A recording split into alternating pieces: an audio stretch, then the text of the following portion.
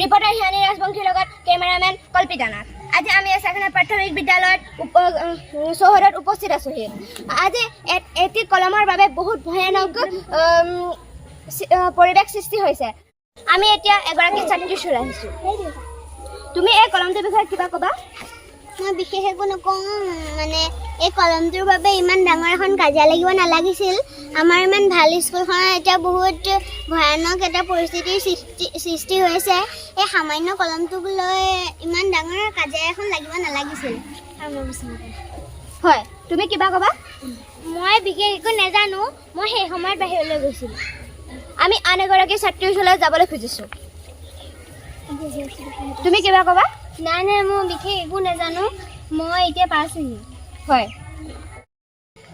হয়, এটা সামান্য কলমৰ বাবে বহুত ডাঙৰ পৰিস্থিতিৰ সৃষ্টি হৈছে। এই পৰিস্থিতিনো ক'ত সৃষ্টি হৈছে, আমি সেই জেগালৈ যাওঁ বলক। চাই থকা এছাখানা লাইভ। পোনপ্ৰথমতে এই বাতৰিটো আমিয়ে প্ৰচাৰ কৰিছোঁ। আহক আমি সেই জেগালৈ যাওঁ।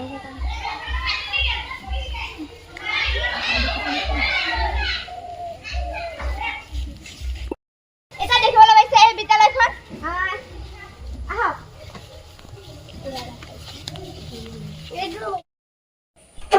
হয়, আমি য'ত ঘটনাটোৰ সৃষ্টি হৈছিলে আমি তাত পালোহি। এতিয়া ঘটনাটো আচলতে কি হৈছিলে আমি সেই কথাটো বুজি লওঁ। আহক। এতিয়া আমি সেই ছাত্ৰগৰাকীৰ ওচৰলৈ আহিছোঁ। আহক, তুমি কিবা ক'বা? এইটো কলম মোৰ মামাই দিয়া আছিলে। মই এই কলতে থৈ দিওঁতে মোৰ লগৰ নিবেদিতা আহি এইটো পেলাই দিলে। এইটো যদি ভাগিলেহেঁতেন কি হ'লহেঁতেন? আৰু এইটো বহুত দামী হয়, তাই হিংসাতে পেলাইছে। মোক ন্যায় লাগিব। হয়, তৰোৱালৰ ধাৰতকৈ কলমৰ ধাৰ বেছি। সেয়ে এই কলমটো ভগা হ'লে কি হ'লহেঁতেন? হয়, এই কলমটো মামাই দিয়া কলম। আমাৰ অসমত মামাৰ স্থান বহুৰ ওপৰত। ছাত্ৰীগৰাকীৰ দুখ লগাটো বহুত স্বাভাৱিক। হয়, আমি ইগৰাকী ছাত্ৰীৰ ওচৰলৈ যাওঁ। আহক, তুমি কিবা ক'বা? মই ক'ম, এই সামান্য কলমটোৰ বাবে আজি ইমানখন কাজিয়া হ'ব নালাগে, কাৰণ এইটো কলমৰ বাবে আমাৰ আজি বহুত ডাঙৰ কাজিয়া হৈছে। এই এসপ্তাহ দিন অকল এই কলমটোৰ লগতে মোৰ লগত লাগি আছে। এই কলমটো মই পেলাওঁ বুলিও পেলোৱা নাই, এইটো কলমটো জাষ্ট ইয়াত আছে। মই যাওঁতে হাতখন লাগি পৰি গ'ল, সেয়েহে এতিয়া ভাগি যোৱাটো নাই ন এতিয়ালৈকে। এইটো বৰ দামী কলম, ভগা হ'লে তুমি কি কৰিলাহেঁতেন? হয়, দামী কলমবোৰ স্কুললৈ অনাটো উচিত নহয়। সেয়ে মই কৈছোঁ যে আজিৰ পৰা এই দামী কলমবোৰ তোমালোকে স্কুললৈ আনিবা। এইটো বহুত দামী কলম। এনেকুৱা দামী বস্তুবোৰ বিদ্যালয়লৈ অনাটো উচিত নহয়।